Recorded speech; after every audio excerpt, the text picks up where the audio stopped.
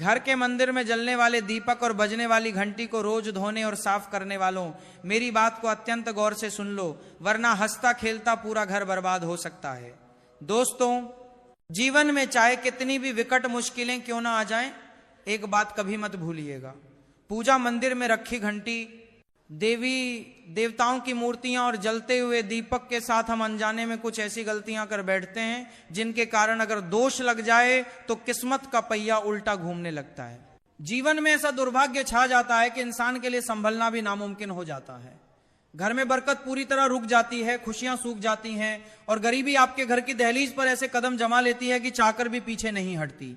भक्तों, हो सकता है कि आप भी अनजाने में वही गलतियां दोहरा रहे हों, इसीलिए आपके पास पैसा टिकता नहीं है, घर में हमेशा अशांति का माहौल रहता है और सफलता बस दूर से ही हाथ हिलाकर चली जाती है। हम बिना सोचे समझे जाने अनजाने कुछ ऐसा कर बैठते हैं जो हमारे अच्छे भाग्य के दरवाजे को बंद कर देता है, और जब सब कुछ हाथ से निकल जाता है तब हमारे पास शेष रह जाता है तो सिर्फ पछतावा और समाज के ताने। लेकिन घबराइए मत, आज के इस विशेष प्रवचन में हम आपको पूजा मंदिर से जुड़ी हुई रहस्यपूर्ण और महत्वपूर्ण बातें बताएंगे, जिन्हें सुनकर आपका दिल खुद पुकार उठेगा कि गुरुजी, आपने तो मेरी सोई हुई किस्मत जगा दी।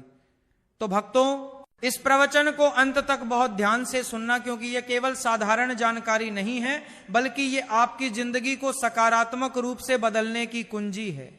बहुत से लोग कई पवित्र वस्तुओं को केवल धर्म का प्रतीक मानकर मंदिर में रख तो लेते हैं, लेकिन वहीं वे सबसे बड़ी गलती कर बैठते हैं।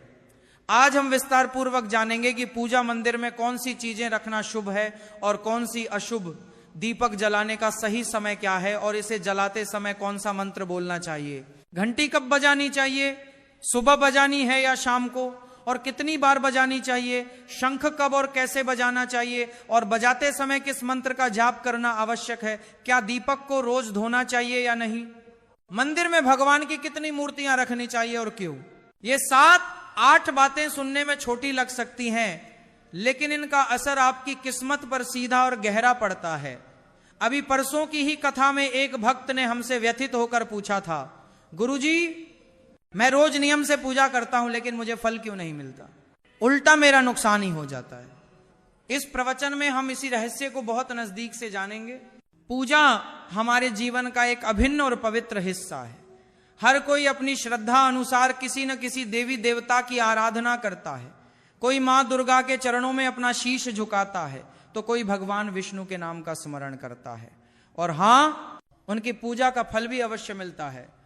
लेकिन क्या आप जानते हैं कि छोटी छोटी अनजानी गलतियां ही उस पुण्य फल को आप तक पहुंचने से रोक देती हैं। ये गलतियां इतनी मामूली लगती हैं कि हम अक्सर इन्हें नजरअंदाज कर देते हैं, लेकिन हमारे शास्त्रों में साफ लिखा है कि यदि पूजा में पूर्ण फल प्राप्त करना है तो इन बातों का विशेष ध्यान रखना जरूरी है। आज हम मुख्य रूप से बात करेंगे घर के मंदिर में दीपक और घंटी के सही उपयोग के बारे में। क्या दीपक को रोज धोना चाहिए या हफ्ते में केवल 1-2 बार? अगर धातु का दिया हो तो उसे कब और कैसे साफ करना चाहिए? मिट्टी के दीपक को जलाने का सही समय और सही अवसर कौन से हैं? मंदिर में किस प्रकार की घंटी का उपयोग सबसे शुभ माना जाता है? घंटी कब बजानी है, कितनी बार बजानी है, और क्या शाम की पूजा में घंटी बजाना शास्त्र सम्मत है? इन सभी सवालों के जवाब आपको आज के इस प्रवचन में विस्तार से मिलेंगे। भक्तों, एक बात हमेशा याद रखिए कि अधूरी जानकारी कभी कभी फायदे की जगह नुकसानदेह साबित होती है, इसीलिए इस प्रवचन को अंत तक जरूर सुने। कुछ लोग होते हैं जो वीडियो को इधर उधर से काट कर देखते हैं, बीच से स्किप करते हैं और फिर शिकायत करते हैं कि जीवन में सफलता क्यों नहीं मिल रही। अरे, जब आप ज्ञानी आधा अधूरा ले रहे हो तो आपको फल पूरा कैसे मिलेगा? भक्तों, सबसे पहले बात करते हैं मिट्टी के दिए की। यह साधारण सा दिखने वाला दिया वास्तव में शुद्धता और पवित्रता का प्रतीक है।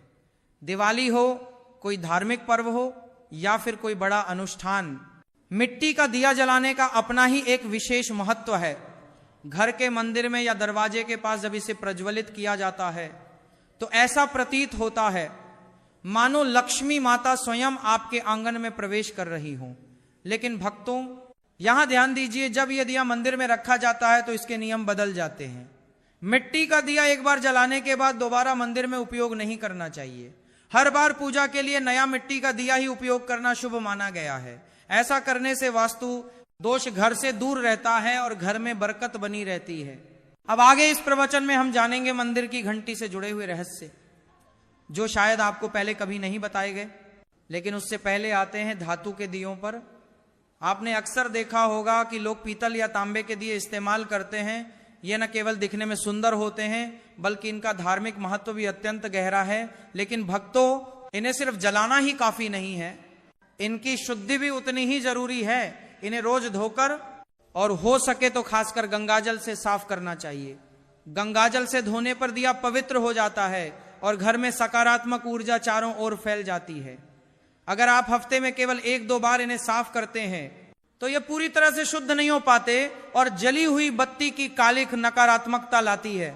इसीलिए इसे अपनी रोजाना की आदत बना लें। और अब चर्चा करते हैं घर के मंदिर की घंटी पर।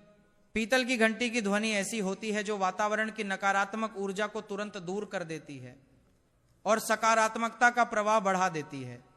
लेकिन भक्तों, इसे कभी भी दक्षिण दिशा में न रखें, यह अशुभ माना जाता है। घंटी को हमेशा पूजा स्थल के पास या मंदिर के प्रवेश द्वार पर रखें। सबसे शुभ घंटी वह होती है जिस पर गरुड़ की नक्काशी हो। इसे गरुड़ घंटी कहते हैं और इसे शास्त्रों में अत्यंत पवित्र व फलदायक माना गया है।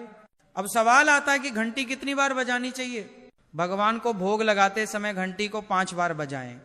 ऐसा करने से भगवान भोग को जल्दी स्वीकार करते हैं।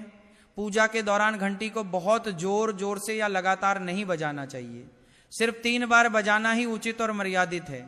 घंटी को हमेशा अपने दाहिने हाथ से बजाएं और इसका मुख पूजा स्थल की ओर होना चाहिए। याद रखिए, घंटी को सुबह की पूजा में ही बजाना शुभ माना गया है। शाम की पूजा में घंटी बजाने से बचना चाहिए, क्योंकि शास्त्रों में सायंकाल में इसे उचित नहीं माना गया है। कुछ मतों के अनुसार सायंकाल शयन का समय माना जाता है। इन नियमों का पालन करने से आपका पूजा पाठ कई गुना अधिक फलदायक और प्रभावी हो जाएगा। भक्तों, ये बातें सुनने में छोटी लग सकती हैं, लेकिन इनका असर आपकी किस्मत पर बहुत गहरा पड़ता है। भक्तों, एक और बहुत ही महत्वपूर्ण बात जो अक्सर लोग नजरअंदाज कर देते हैं, जब भी आप किसी मंदिर जाएं, खासकर घर के बाहर वाले देवालय में, तो मंदिर में प्रवेश करते समय ही घंटी बजाएं। मंदिर से बाहर निकलते समय घंटी बजाने की कोई आवश्यकता नहीं होती। जब आप घंटी बजाते हैं तो यह सिर्फ आवाज नहीं होती, बल्कि यह भगवान को दिया गया एक संकेत होता है कि हे प्रभु, मैं आपके द्वार पर आ चुका हूं, आपकी शरण में हूं। एक बार घंटी बजाने का मतलब है कि आपने भगवान के दरबार में प्रवेश कर लिया है और पूजा आरंभ कर रहे हैं। 2 बार घंटी बजाने का अर्थ है कि आप अपनी प्रार्थना और अपने मन की बात सीधे भगवान के समक्ष रख रहे हैं। अब भक्तों, हम आपको कुछ ऐसी गूढ़ बातें बताने जा रहे हैं जिन्हें शायद आपको कोई अन्य न बताए। इसीलिए इन बातों को बहुत ध्यान से सुनिए, क्योंकि ये आपके पूजा पाठ को और भी अधिक फलदायी बना सकती हैं। अब आइए जानते हैं पूजा मंदिर के कुछ आवश्यक नियम। पूजा करते समय आपका मुख हमेशा पूर्व दिशा की ओर होना चाहिए। यह दिशा सबसे शुभ मानी जाती है, क्योंकि यहां से सूरज की पहली किरण आती है जो सकारात्मक ऊर्जा से भरी होती है। पश्चिम की ओर मुख करके भी पूजा की जा सकती है, लेकिन पूर्व दिशा का लाभ कई गुना अधिक है। घर की सीढ़ियों के नीचे या पास पूजा घर बनाना अशुभ माना गया है, क्योंकि वहां नकारात्मक ऊर्जा का प्रवाह और पैरों की आहट अधिक होती है। भगवान का आसन हमेशा आपके आसन से ऊंचा होना चाहिए। भगवान की प्रतिमा को सीधे जमीन पर रखना अशुभ माना जाता है। उसे कम से कम 10 इंच ऊंचे स्थान पर स्थापित करें। ऊंचा आसन पूजा स्थल में सकारात्मकता और ऊर्जावान माहौल बनाए रखता है। पूजा करते समय आप हमेशा चटाई या आसन पर बैठें। यह न केवल आरामदायक है, बल्कि ध्यान और श्रद्धा को भी स्थिर रखता है। ध्यान दें कि आपका आसन भगवान के आसन से ऊंचा न हो। इससे भगवान के प्रति आदर और विनम्रता बनी रहती है। भक्तों, अगली बात बेहद जरूरी है। पूजा घर में कभी भी सड़े, बासी या मुरझाए हुए फूल न रखें। मुरझाए फूल पूजा में अशुभ माने जाते हैं, क्योंकि वे नकारात्मक ऊर्जा को बढ़ाते हैं। हमेशा ताजे, सुगंधित और खिले हुए फूल ही भगवान को अर्पित करें। जब फूल मुरझा जाएं या काले पड़ जाएं तो उन्हें सम्मान पूर्वक किसी गमले की मिट्टी में दबा दें या जल में प्रवाहित कर दें। इससे नकारात्मक ऊर्जा दूर होती है और आपके घर में पवित्रता बनी रहती है। भक्तों, एक और महत्वपूर्ण नियम है, जिस कमरे में आप सोते हैं, बेडरूम, उसमें घर का मंदिर नहीं बनाना चाहिए। यदि स्थान की कमी या परिस्थिति के कारण आपको अपने सोने के कमरे में ही मंदिर रखना पड़े, तो रात को मंदिर को पर्दे से ढक दें। इससे रात के समय मंदिर से निकलने वाली तेज ऊर्जा आपके विश्राम को प्रभावित नहीं करेगी और मंदिर की पवित्रता भी बनी रहेगी। ऐसा करने से घर में शांति और आपकी पूजा में एकाग्रता बनी रहती है। अब एक और विशेष बात भक्तों, कभी भी काले कपड़े पहनकर पूजा न करें। सनातन परंपरा में माना जाता है कि काले वस्त्र मन में भारीपन और नकारात्मक भाव लाते हैं, जो पूजा की सात्विक ऊर्जा को कमजोर कर देते हैं। हमेशा शुभ और हल्के रंग के वस्त्र जैसे पीला, लाल, सफेद पहने, ताकि मन में शांति, पवित्रता और सकारात्मकता बनी रहे। चलिए अब जानते हैं घर के पूजा मंदिर में किन चीजों को नहीं रखना चाहिए। भक्तों, किसी भी देवी देवता की एक ही तस्वीर या मूर्ति रखें। एक ही देवता की एक से अधिक तस्वीरें ऊर्जा का संतुलन बिगाड़ सकती हैं और पूजा का प्रभाव कम कर सकती हैं। एक ही रूप को स्थान दें ताकि भगवान की ऊर्जा पूरे मन से आपके जीवन में प्रवाहित हो। घर में शिवलिंग रखना अत्यंत पवित्र माना जाता है, लेकिन इसे सही दिशा में रखें। हमेशा उत्तर या पूर्व दिशा में रखें और जलहरी का मुख उत्तर की ओर हो। इसे स्वच्छ स्थान पर ही स्थापित करें, शोरगुल या गंदे स्थान पर कभी न रखें। भगवान की टूटी हुई मूर्तियां, खंडित प्रतिमाएं या फटी हुई तस्वीरें पूजा स्थान से तुरंत हटा दें। टूटी मूर्ति पवित्रता को कम करती है और सकारात्मक ऊर्जा के प्रवाह में बाधा डालती है। इसे शास्त्र सम्मत तरीके से विसर्जित कर दें। शंख और गोमती चक्र भगवान विष्णु और शिव जी की कृपा के प्रतीक हैं। इन्हें घर में रखने से समृद्धि आती है और शंख में भरे जल से वातावरण शुद्ध होता है। जल को रोज बदलें और इन पवित्र वस्तुओं को हमेशा साफ रखें। रोज पूजा स्थल की सफाई करें।